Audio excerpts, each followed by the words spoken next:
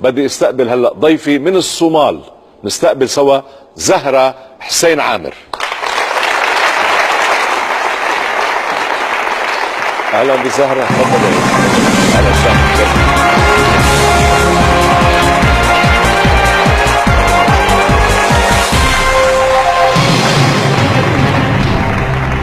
اهلا وسهلا فيكي زهرة. اهلا وسهلا. شو اخبارك؟ الحمد لله تمام. بس بدي اعرفكم على زهرة. زهرة من الصومال، مقيمة في الامارات، 37 سنة، عندها صبي وبنت، عندها بكالوريوس هندسي بالمعدات الطبية، وهي مديرة مبيعات في مركز دبي للتجارة العالمية. اهلا وسهلا فيكي. اهلا وسهلا. لك زمان بدبي؟ مولودة في الامارات. مولودة في الامارات. ايه. شو الاختصاص اللي عملتيه؟ اختصاصي في مبيعات في المؤتمرات والمعارض، هو بعيد شوي عن الدراسة، بس حاليا أنا شغالة فيه تقريبا من 15 سنة. من 15 سنة. وعندك صبي وبنت، شو أعمارهم؟ 3 سنوات وسنتين. ما شاء الله. بعدهم أطفال. ما شاء الله عليكي. مش رح نتأخر كثير لأنه أنت هلأ ثالث متسابقة بهالحلقة. زهرة، عندك 15 سؤال إلى المليونين. وسائل المساعدة بتعرفيها كلها. في وسيلة رابعة أضيفت بهالموسم، هي الاستعانة بلجنة الحكماء، وما فيك تستخدميها إلا ما يكون صار معك 100,000 ريال ثبتيهم. فيك تنسحبي لما بدك. أوكي. حدا اجى معك؟ لا، وحدي. وحدك. أنتوا معي. تسلمي، أهلا وسهلا فيكي. بنبدأ؟ يلا. إذا مع زهرة حسين عامر من الصومال، ومن سيربح مليون.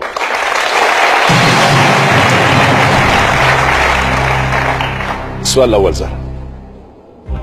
يقال ومن الحب ما جرف، قتل، أخذ، علم. الجواب الثاني. ومن الحب ما قتل. مشهورة. ومن الحب ما قتل، جفنه علم الغزل. جواب نهائي. جواب نهائي. في عندك من الحب ما جرف، وعندك من الحب ما أخذ، وعندك من الحب ما علم، وعندك من الحب ما قتل كمان. يلا، جواب صح.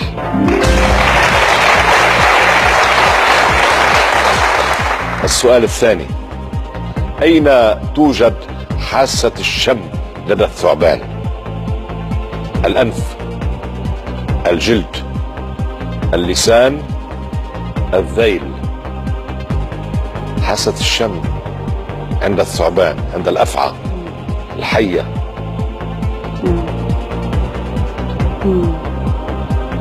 الأنف، اللسان، الجلد. مش مر قدامك هالمعلومة؟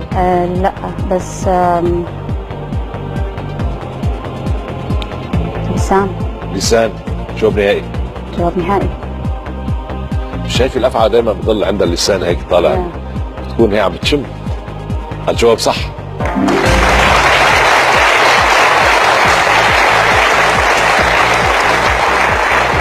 زهرة، مرتبكي شوي انت بعدين.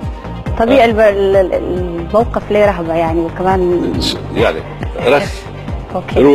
روقي. رح نروح الى فاصل اعلاني. أوكي. ثم بنرجع بنتابع معك. خلوكم معنا.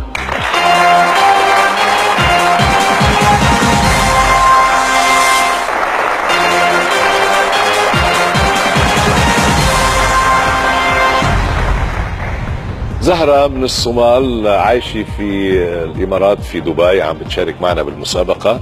بعدنا مبلشين يعني، صار معها 1000 ريال. هلا طمنيني، ارتحتي شوي؟ الحمد لله. الأمور أفضل؟ الأمور أفضل. الأمور أفضل. السؤال الثالث قيمته 2500 ريال. أوكي.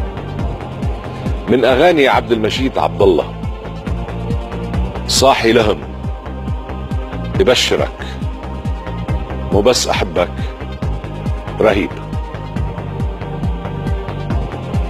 الجواب الرابع، رهيب. رهيب. جواب نهائي. جواب نهائي. رهيب والله رهيب. مش هيك؟ يس. تعرفيها لاني متاكده منها. اكيد، يعني كانت اغنيه يعني هيت. ايه طبعا طبعا، من اجمل اغاني الفنان عبد المجيد عبد الله. في عنده يا طيب القلب كمان. طيب القلب. حلوه كمان. الجواب صح.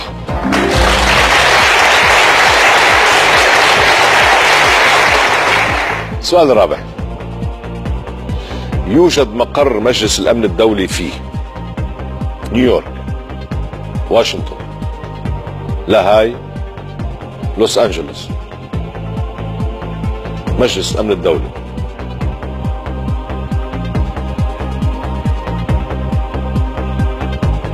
محتارة؟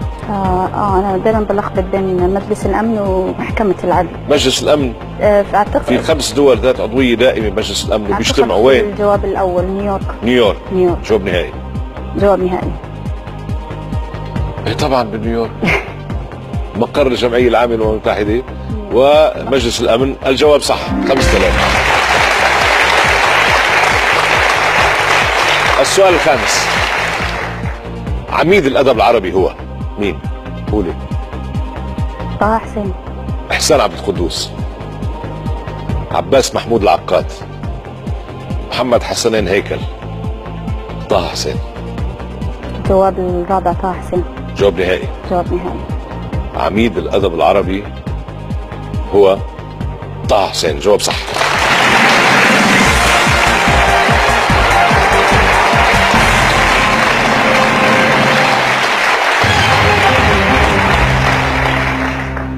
زهرة، أنا سعيد إنه أعطيكي شيك ب10,000 ريال.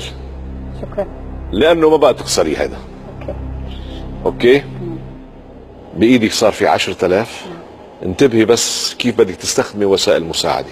انتبهي أكثر إنه ما تقولي جواب نهائي قبل ما أسألك. متفقين؟ يلا منتابع سوا.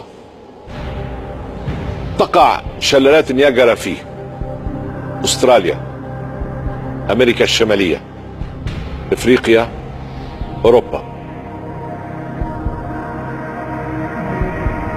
امريكا الشماليه. جواب نهائي. الجواب الثاني جواب نهائي. شلالات نياجرا. شو؟ امريكا الشماليه. امريكا الشماليه طبعا. جواب صح.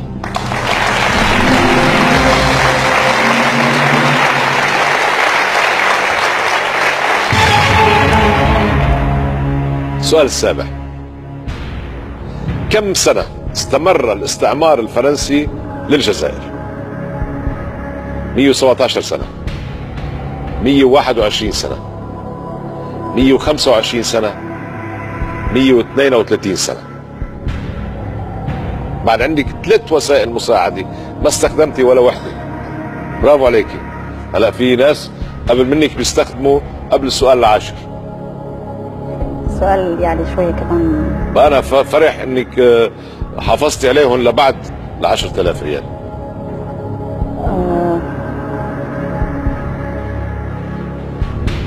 عندك فكرة عن الإجابة؟ بين الثالث والرابع. نعم. أنا محتارة. بين الثالث والرابع محتارة. أوكي.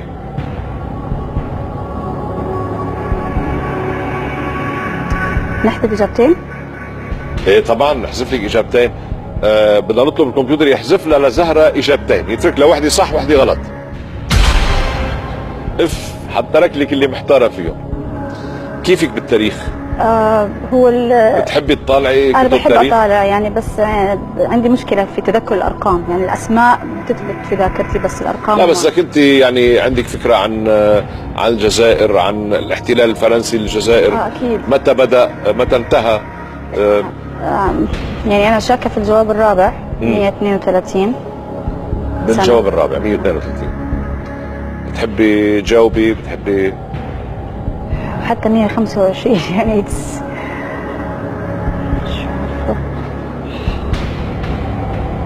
استعين بالجمهور. تستعيني بالجمهور؟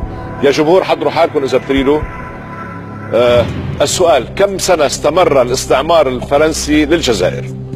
عندكم أحد خيارين، أو الإجابة رقم 3 125، أو الإجابة رقم 4 132 سنة.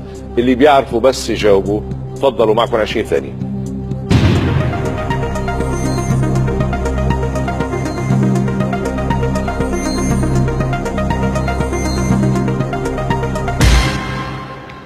الجمهور عطيكي نسبة كبيرة للإجابة رقم 4، يعني عطاكي 61% للإجابة رقم 4، 39% الإجابة رقم 3.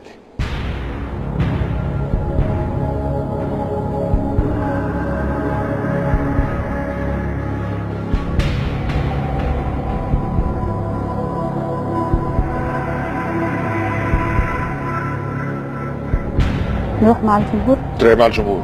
جواب نهائي. جواب نهائي. خايفة؟ مش مطمئنة انه بتلاقي قراب على بعضهم الارقام 125 132؟ يعني ان شاء الله خير، يعني اتمنى. يعني في 7 سنوات فرق.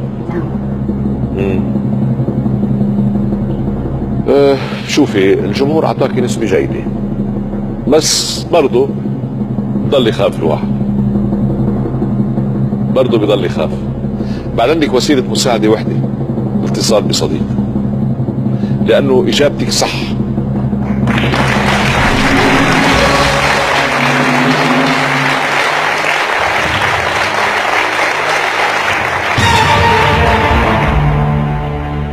زهرة صار معك 30,000 ريال.